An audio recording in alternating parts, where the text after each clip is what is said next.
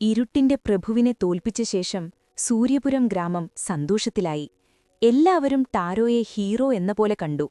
പക്ഷേ ബോധിവൃക്ഷം ടാരോയോട് മൃദുവായി പറഞ്ഞു, മകനെ, നീ ലോകത്തെ ജയിച്ചില്ല, നീ സ്വയം ജയിച്ചു.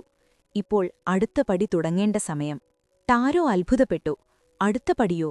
വൃക്ഷം: മറ്റുള്ളവരുടെ ഹൃദയങ്ങളിൽ വെളിച്ചം കൊളുത്താനുള്ള യാത്ര. നിന്റെ ധൈര്യം ഇപ്പോൾ മറ്റുള്ളവരുടെ ജീവിതം മാറ്റണം. മനസ്സുകളുടെ തോട്ടനെന്ന് എന്താണ്? ബോധിവൃക്ഷം ഒരു പ്രകാശപാത തുറന്നു.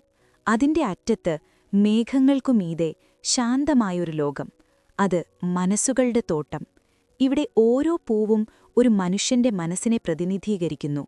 ആത്മവിശ്വാസപ്പൂവ്, സ്വപ്നപ്പൂവ്, സന്തോഷപ്പൂവ്, ശാന്തിയുടെ പൂവ്, ധൈര്യത്തിന്റെ പൂവ്.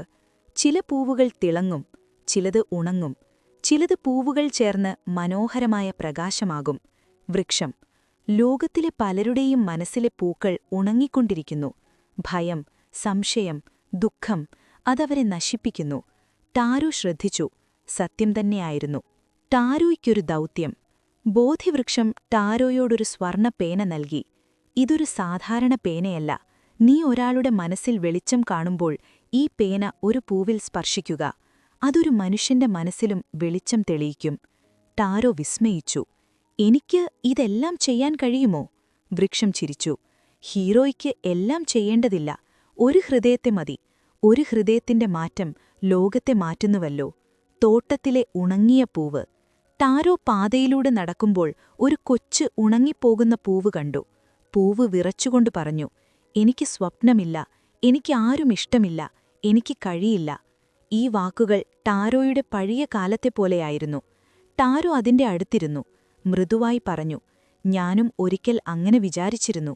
പക്ഷെ ഞാൻ കണ്ടു, കഴിയും എന്നൊരു ചെറിയ ചിന്ത ജീവിതം മാറ്റുന്നു എന്ന്.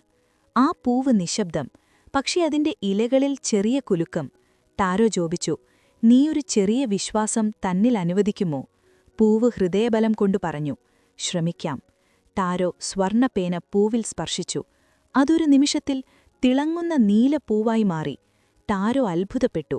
വിശ്വാസം ഇത്ര ശക്തമാണോ?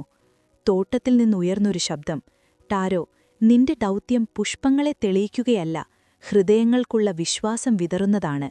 ടാരോ മനസ്സിലാക്കി. ധൈര്യം ഒരായുധമല്ല, അതൊരു വിത്താണ്. അതിനെ മറ്റുള്ളവരുടെ മനസ്സിൽ വിതറുമ്പോൾ അവർ തന്നെ പൂക്കും. ടാരോയുടെ വാഗ്ദാനം. ടാരോ ആകാശത്തിലേക്ക് നോക്കി പറഞ്ഞു, ഞാനൊരു ഹീറോ ആകാൻ വന്നതല്ല, ഒരു ഹൃദയത്തെ മാറ്റാൻ, ഒരു ജീവിതത്തെ ഉയർത്താൻ, ഒരു വാക്കിൽ വെളിച്ചം വരുത്താൻ. അതിനാണ് ഞാൻ ജീവിക്കുന്നത്. സ്വർഗത്തിലെ തോട്ടം മുഴുവൻ ആ വാക്കുകളിൽ പ്രകാശിച്ചു. പാർട്ട് 5 പ്രചോദന സന്ദേശം. നമ്മൾ മാറ്റാൻ കഴിയുന്ന ഏറ്റവും വലിയ കാര്യം മറ്റൊരാളുടെ ഹൃദയം. സ്വപ്നം പൂക്കുന്നത് സ്വയം വളർന്നാൽ മാത്രമല്ല, മറ്റുള്ളവർക്ക് വെളിച്ചം നൽകുമ്പോഴും. ചെറിയ വിശ്വാസം പോലും ഒരാളെ പൂർണ്ണമായി മാറ്റും.